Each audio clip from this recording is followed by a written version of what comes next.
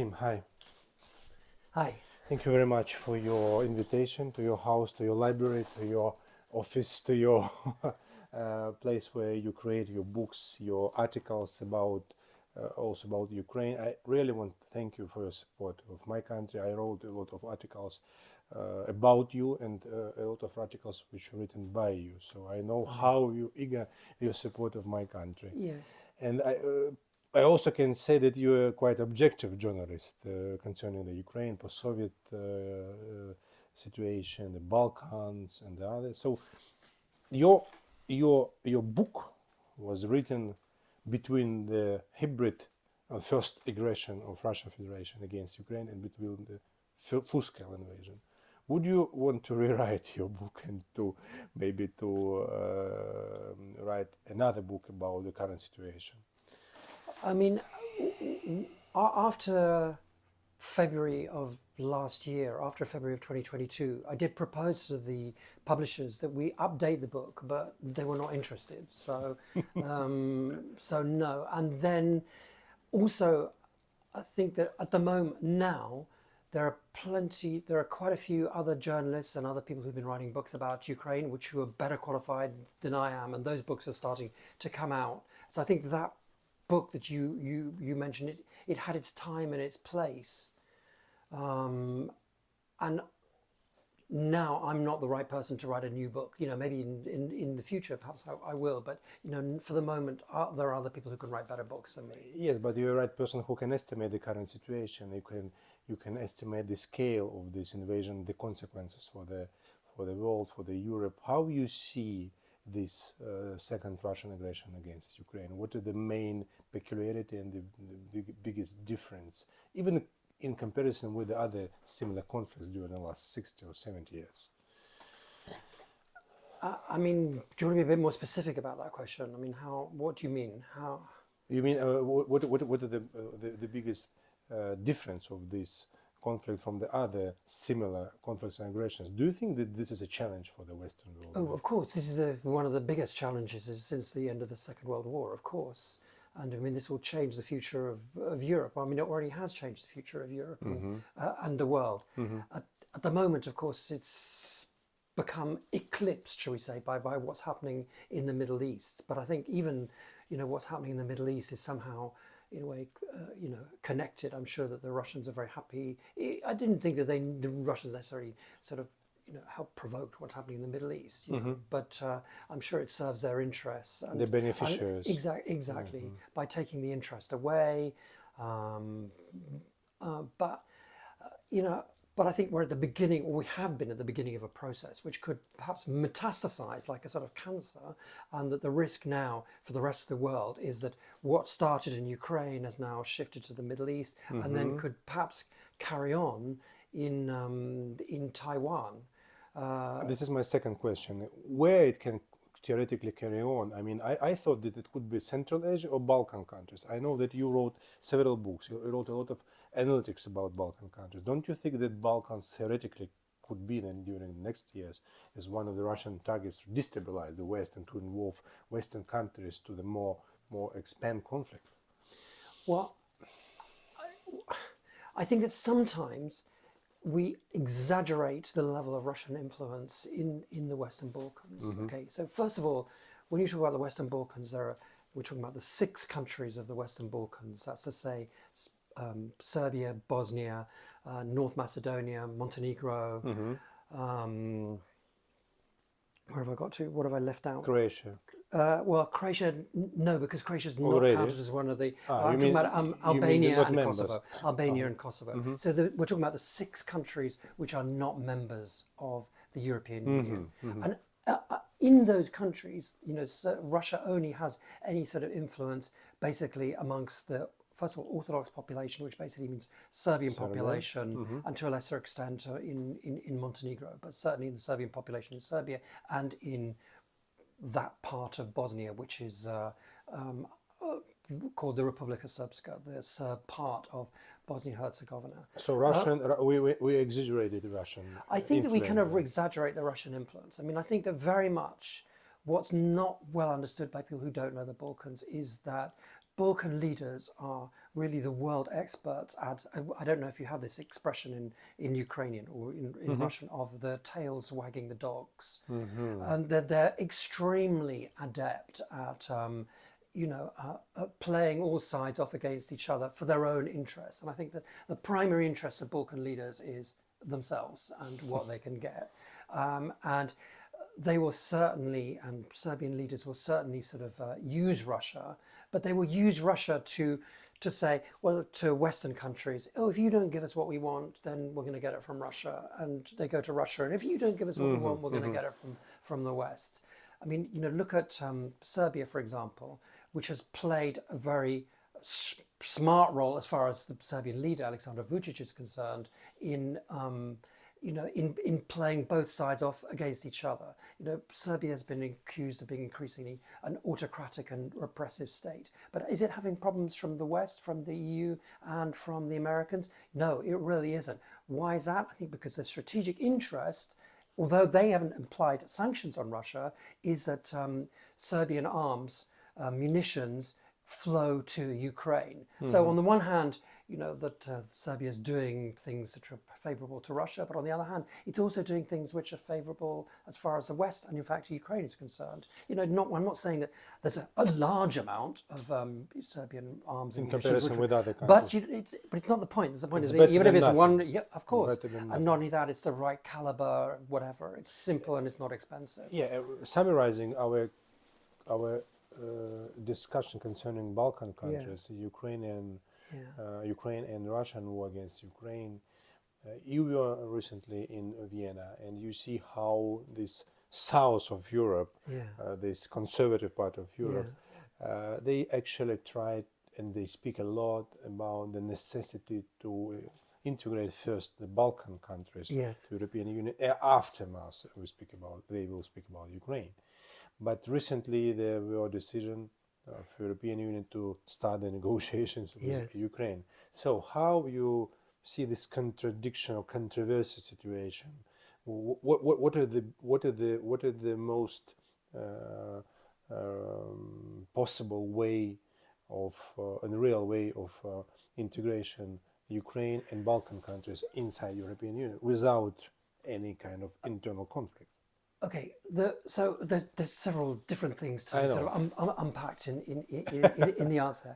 The first of all, the most important thing to remember for people, and I especially think people in Ukraine really don't understand this, and there's no reason why they should. As far as people in Ukraine are concerned, Balkans are some obscure places down there, not very big, not very important. Western Balkan countries have been on the EU track, so to speak, since what's called the Thessalonica Summit of 2003. So at the Thessalonica Summit of the EU in 2003, all Balkan countries were promised membership if they had fulfilled all the criteria. And actually, what was important at that point, and what was important until this war began, was that they were given the promise of EU membership, which was absolutely not the case for Moldova or for Ukraine or for anyone else. They were given, so that was the first thing. So the Balkan countries were told, do everything, do all your homework, do everything you need to do, and then eventually you will join. Okay, slowly they've been doing the stuff, but it's been extremely slow. In recent years, it's been quite stagnant. The last country to join was Croatia 10 years ago. There's been kind of unwillingness in Western countries to accept Balkan countries, in European Union countries, or many European countries to accept Balkan countries. And there's also been the problem of individual EU countries using vetoes at various stages to block. So, for example, the Greeks used their veto against the Macedonians until then they eventually sort of changed their name as part of the quarrel. They're called North Macedonia, but now Bulgaria has taken over as the chief blocker. Greece might now be blocking Albania. I mean, it's, this is a serious issue which one day, I suppose, will come to affect Ukraine. But what happened after February of 2022 is that the whole criteria has changed, because after the fact that as I explained, Ukraine, Moldova, were not given this promise. First of all, they are now given this promise. But secondly, what the EU has said until now was to the Western Balkan countries, do your homework, do everything, do all the reforms, then we'll let you in. Now they realize or see that what's happened is that it's geopolitics which is important, and we'll start negotiating with you, we'll start accession talks, we'll start etc., doing all this work with you, but for important geopolitical reasons, not because the countries are, not because Ukraine or Moldova, I mean, is ready. I mean, look, after Cyprus, and the problems of Cyprus imported, because the government of Cyprus obviously doesn't control the whole of the island of Cyprus. 37% is Exactly. occupied. So a lot of countries people used to say, "Oh, like, we're not going to do that again. We're not going to import countries which have a problem like Cyprus." Nobody mentions the fact that Moldova doesn't control, all of its territory. I mean, let alone Ukraine. But geopolitics is now the important thing, not these other issues like full control of your territory, fulfilling all the criteria, etc., etc. Last question concerning the geopolitics, Okay. which is much more complicated Yes. to analyze. However, you see the different part of the world, so you analyze, you wrote the books. I think I have a moral right to ask you about the geopolitical situation. How you see the next year in the sense of geopolitics? The elections in the United States, the elections in the European Union, the continuation of the war in Ukraine, because I don't believe that some kind of peace agreement could be. I don't see any signs of it. I don't believe the Russians will stop next year. They will pressure. Yeah. I see it as a Ukrainian analyst. How you see the next year? What will be the crucial and what we can theoretically see next so year? first of all, I went to this, as you mentioned, I went to this meeting in Vienna the other day, and I was quite surprised quite how gloomy people were, saying that Ukraine is going to be doing really badly, and the Russia is not on the point of winning, but Russia is doing well. The fact is that the EU, especially European countries, have not been able to fulfill their promise of 1 million shells for the army because we just don't have the capacity. In general, the predictions have been recently have been quite gloomy. But I take, and then of course then there's the kind of gloomy predictions of, and if Trump wins, Trump has always been friendly with the Russians, and so on and so forth. But I'm loath to make kind of a solid prediction, and I take solace in a way from the fact that when it comes to Ukraine, literally all the important things that have happened in Ukraine in the last 2 years, the experts have proved either to be wrong or they didn't predict what was going to happen. So first of all, exactly 2 years ago, people were saying, no, first of all, they said, oh, no, a lot of experts said, oh, no, there's not going to be a war. Then there was a war. Then they said, oh, but if there's a war, then it will only be in Donbass. Putin's not crazy. He's not going to try and invade the whole of Ukraine. Slight invasion. So then when it started, there were people said, oh, it's going to take 3 days. Ukraine is going to collapse. And then Ukraine didn't collapse. And then people became gloomy. And then suddenly we have the Kharkiv offensive and the Kherson offensive, which were not predicted, here in Western countries. So, Western experts have just proved to be wrong or unable to predict the future in the last 2 years. And I suppose that, I hope that is again the case, because nobody's predicting some sort of a Ukrainian breakthrough or victory in the near future. I mean, at the moment, it does look, as Zaluzhny said, some sort of stalemate, and we're waiting for some sort of technological advance or technological difference. But there's always these black swans which appear. Something could happen in Russia, something could happen in Ukraine, something else could happen in the world. We don't know. So, I don't feel very happy making predictions because probably whatever I would say will prove to be wrong in the next couple of months. I like your sincere answer. Yeah. So we will anticipate some kind of black swan, but I always say that if the black swan will come, we will see the science of it, black swan. We see it from distantly, it's I mean, but surely the definition of a black swan is that you can't see it. But I Yeah. mean, but my friends in Ukraine say the whole history of modern Ukraine has been shaped by black swans and things which were not predicted. The most first and most famous, of course, being Chernobyl. I mean, how would anyone have predicted Chernobyl, which of course was to No, it be a was black factor in the fall of Yeah. the Soviet Union, a factor then leading to Ukrainian independence, and several other black swans. So, I mean, why, if black swans have been so important in Ukrainian history in the last 20, 30 years, would they, 30 plus years, I mean, then why would they not be important in the near future? It's philosophical Okay. question. Okay.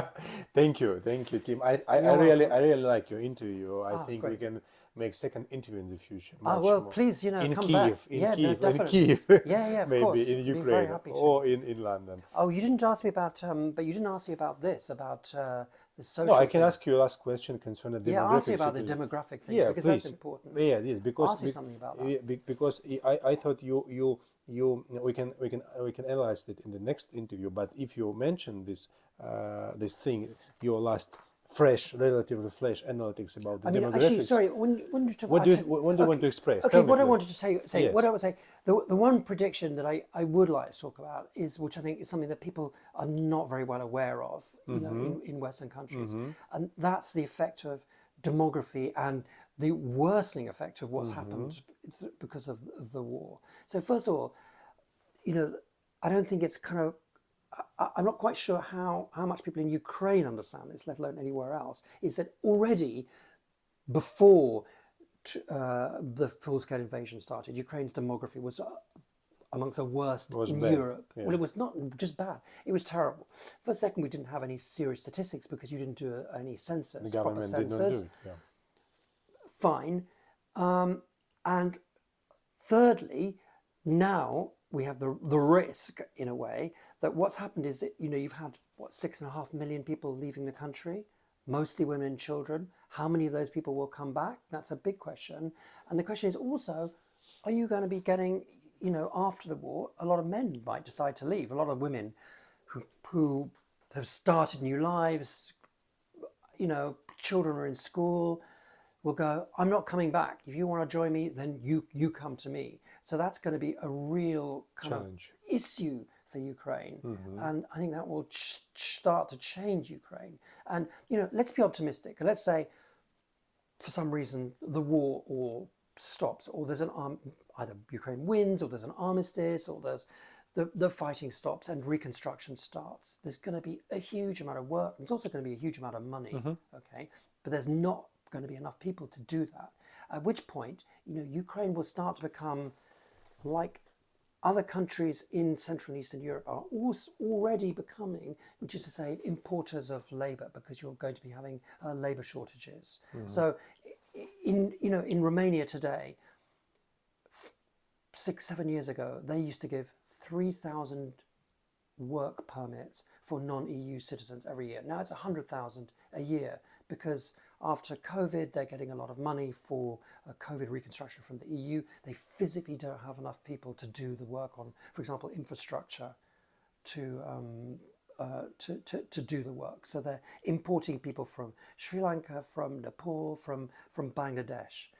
And that's beginning to happen all over Central, Eastern and Southeastern Europe. And I think that, if that's happening already in the neighbours, it's going to be happening to you too. We realize the seriousness of the situation. Thanks for your suggestions and for your advice, I would say. I mean, it's not advice. I'm just that I can feel more confident making a prediction Tim, about the thank you. military stuff. We'll make Right. one more interview. Especially Okay, great. Thank you Okay. very much. You're welcome.